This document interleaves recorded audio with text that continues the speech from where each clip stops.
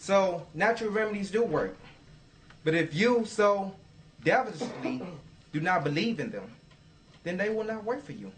I was at the pantry, and I was telling this sister that blueberries is a natural remedy for the common cold. And she said, it doesn't work. And she said it belligerently and angrily. And I say, sister, take the rafter out of your own eye. Then you'll see more clearly. Because it has worked for me. So that was that piece I just wanted to share with y'all.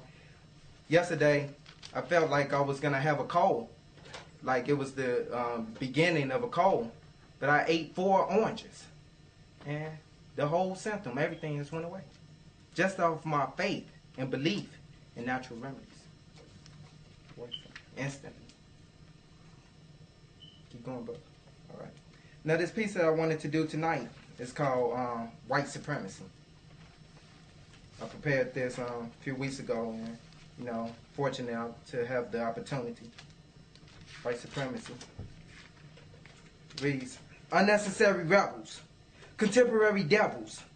Just if we be helpful, white supremacy everywhere on every level. See, we talk about knowledge of God and self. Well, when will we see an American evolution? Forget a revolution when just a tiny contribution will help our people in Africa. Food shortages. But all we're concerned about is stop plunging at what George Bush did or didn't do. We need to be establishing portages for our own travel to help our distant brothers and sisters colonialized and exploited, thinking we're depressed because of their monopoly. If we but forget about their economy, put our little money together, we could do better for ourselves and other black supremacists around the world. Working in the matrix, hurting in their hospitals, dying in their slave ships, hoping a new president will make swift the change. But how can one change not merely for his people, but for all whose minds are feeble, the mentally lethal, while simultaneously jurisdiction conditioned and working amongst the evil? What is that but white supremacy? Hurting, irking, jerking, working, slaving in love with the matrix and these feeble, evil people so unbelievably late lurking in front of our places of employment, that place that is supposed to be avoided as much as possible. Yet we think it's fun to have obstacles like jobs they offer you. Nation building talking about we're conscious, but not knowing anything about our 5-year-old 22-pound nephew named Miguel. In Africa, food on our every shelf, but the American family solution is take care of yourself. How's that nation building? How is that consciousness? Self-righteous capitalists and exploiters, teaching, preaching, leeching, while allegedly reaching out to our people. To what people? People who already got. Rappers that vote hope, even though they do dope and pot, smoke rocks, but have enough money to do the same for you in his or her own mansion or crib. And not justifying homelessness or the circumstance that got the homeless in that position. But did Brother Minister open up his household to 2,000 poor people, or 100 rappers that could have did the same for him? Or me and you in his or her own mansion the crib. You say, well, at least he did something. True. So how much more shame on you, the condemner who has the gumption to know the truth, but you aren't even trying. Dying working while others are dying, hungry and thirsty, wish they had at least a quarter to buy a bunch of bananas on sale at Food for Less. You who have $2 in your pocket and cannot spare a quarter for your hungry brothers, how's that righteousness? You rather go get a job that pays $10 per hour or more, and there's more Europeans, more white people surrounding you than people that grew up in your neighborhood. How is that consciousness any more than it is white supremacy? But you say those so-called homeless just want drugs. Well, unfortunately, but importantly, at least they were drugged out of slavery. But you who can't even distinguish a drug dealer from a thug killer slave willingly. And if black people work less than white people, so more blacks are doing anything else from drug dealing to nation building, but mostly whites work. You who condemn the Europeans based on your self-proclaimed knowledge of God and self, simultaneously you slave for them while your brother is a pimp. Your cousin is a thug. Your sister is a prostitute on drugs. Hopelessly, you work daily with $200 in your, their bank account. Knowingly, you pass by your brothers daily, but condemn them when there's more of them in the hood than are at your gig. What more are you about, you self-proclaimed conscious brothers and sisters, than white supremacy? Self-subjected to pimpery, at their offices daily building diabetes, dying of beating, slaving limitlessly because telemarketers sit down all day. Yet you can't even pay rent, slaving in day pants 11 and 12 hours a day, but you work too much for Medicaid, barely able to get public aid, so conscious but unconscious that you're about to die in a couple of days. How is that not white supremacy? But white supremacy is deeper than jobs are liability, and I'm not going to be so self-righteous or tell you what not to do or how often to not do what you ought not do, because I'm not a judge or a crooked cop. But how many clothes are you going to buy? You have 2-3 closet worth of clothes and shoes and you've been stocking up for the last 2-3 years. You should be investing in houses by now if you just much work. How much land do you own? Why are you still buying food? Did not you know to buy means to get it, buy? So buying is not the only way to own food. You should be growing food by now. Self-proclaimed conscious people building clubs and organizations. But if you have your own clubs, buildings, and organizations, then why every Friday or Saturday when I'm preaching to or feeding the people do I see you at the white man's club talk about Sally is a good bartender? But I asked several other lawyers who passed their bar exam, how was their bar exit exam? And they say, well, thank you for your concern. I passed, but the bar was difficult. So what are you talking about? Sally, I mean Rachel, I mean Matt, I mean Bill, I mean it's a good bartender. I thought the bar was difficult. Well, what's it difficult or tender? And if you pass your bar, why are you still at the white man's bar? That's white supremacy. You got your own bar now since you passed your bar exit exam, but you still enter their bars. What kind of example are you to those others in the bars that can't even spell bar? What did you go to the white man's school for? Taking past your bar exit exam, but you still go to the white man's bar. You just wasted all of your time. Gave the white man your last dime, got your free lunch ticket, but you still slaving. You should have your own bar by now, being a systematic, enigmatic, diplomatic lawyer for your people to help them get out of the matrix too. But you rather go work right from the white man's school, get your free lunch ticket, then go work for the white man, and then party in club with him for the white man at his bar on the weekends. That's white supremacy. We need to be more divine, but instead we're designed, confined, intertwined. Our abilities long ago resigned when it hasn't ever even resided, just waiting to be presided. Willing, ready, thirsty, hoping, praying, slaving, masons, eager to participate wholeheartedly in what the white man once made. Now he's our God. So money motivated for money, we even say we are the white man's creations in the world as his nation, turning on the news daily, anxiously awaiting the white man's proclamation. That's white supremacy.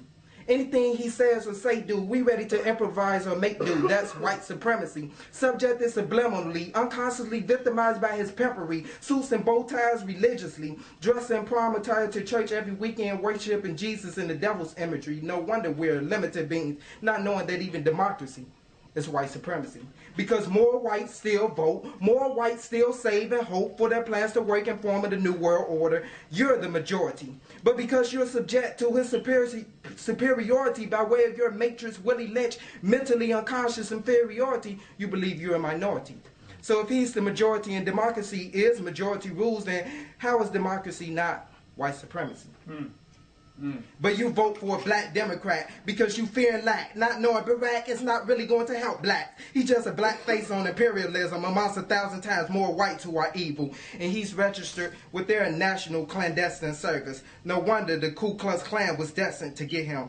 So even though you vote for the first time and they counted all votes for the first time, your vote is still worthless because you will still be treated like you're worthless. But if they let the 70% of our people in their prisons institution out, then, just maybe then, you'll see that it's more of us than them.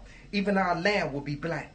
But you're in lack and you're a minority because you're down for white supremacy. Subjected subliminally, Willie Lynch killing our brothers, hating on one another criminally, impulsive conditionally, slaving intentionally, limited mentally, misguided parentally, self-subject to his pimpery imagery and democracy willingly, treading his ground limblessly. And I could go on breaking down white supremacy. But I'd rather not. Because I'm sick and tired of white supremacy. I'm sick and tired of white supremacy. Dear God Almighty, I'm sick and tired of white supremacy. What's up, sir? That's that piece, man. That piece right there.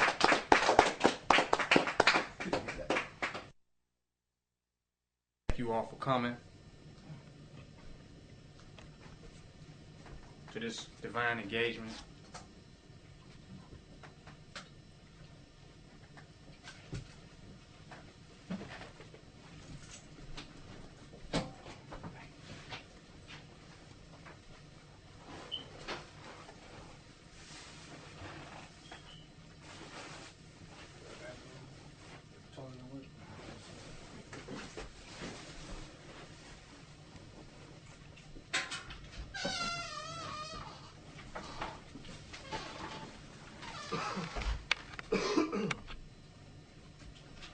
I want to thank you all for coming here to this divine meeting gathering as masterminds.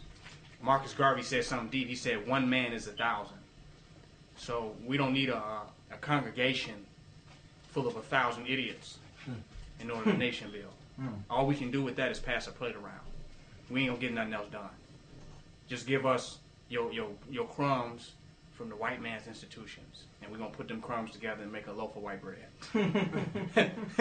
That's the best we can do with a church. But when you got warriors together, efficient, proficient soldiers, we can make massive change. So this whole thing that we got to wake up all the people and unify all black people together to make change is ridiculous. Because the white man, the European, is not ruling things because all of them are unified.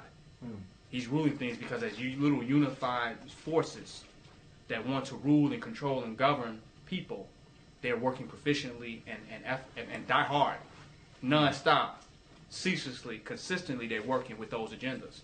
That's it. So all we need to do is get together some secure, strong-minded, divine, God-headed individuals. And just with that group of collectivized beings, we can do some serious, serious damage. Not only will we have weapons of mass destruction, but we'll have something better. We'll have weapons of mass creation. Wow. Definitely. And a weapon of mass creation is more powerful than a weapon of mass destruction. Because you can find a method, you can actually find, locate, and secure a weapon of mass destruction. But a weapon of mass creation is any and everywhere those creators are. So that's really powerful. A weapon of mass destruction is an external object that we depend on. A weapon of mass creation is the mind of a God being who has become totally conscious and enlightened of themselves and their unlimited power and potential. So we want to come together as a weapon of mass creation.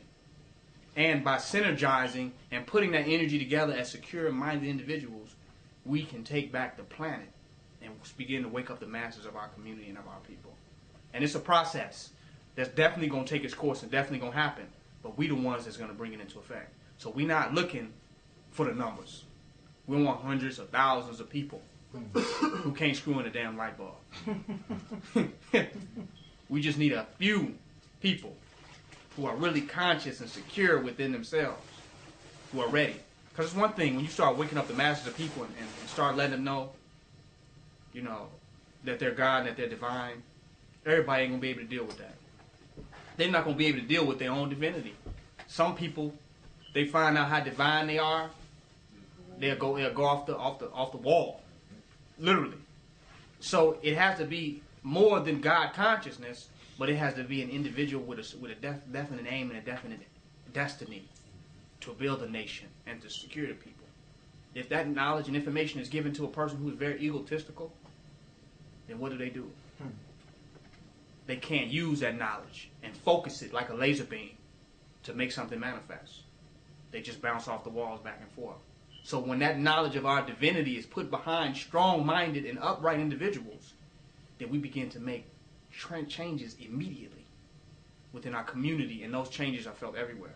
Now, one thing I want to go into is that our challenges are not as outside of us as we think. We think of the FBI, the CIA, the Chicago Police Department, and we think of white supremacist groups. And we think of even Uncle Tom's and some black people with white people's faces on it. But those challenges are closer to us than you might even imagine in our own households. And those challenges are more dramatic and are more dangerous than the forces outside. Y'all don't hear what I'm saying? The forces outside got to get to you, so they got to come through the inside. Can't nothing get in unless it comes inside, through the inside. So what's standing inside to let it in? What's sleeping or slipping or doubting? You understand what I'm making? And whoever's sleeping, slipping, or doubting at that door, they're going to open it up and let the outside in. So the inside is more dangerous than the outside. As a matter of fact, as strong as the inside is as far as it can grow outside. Y'all don't hear what I'm saying? If the inside is weak, it ain't going to reach too far outside because it'll get destroyed before it even begin to expand.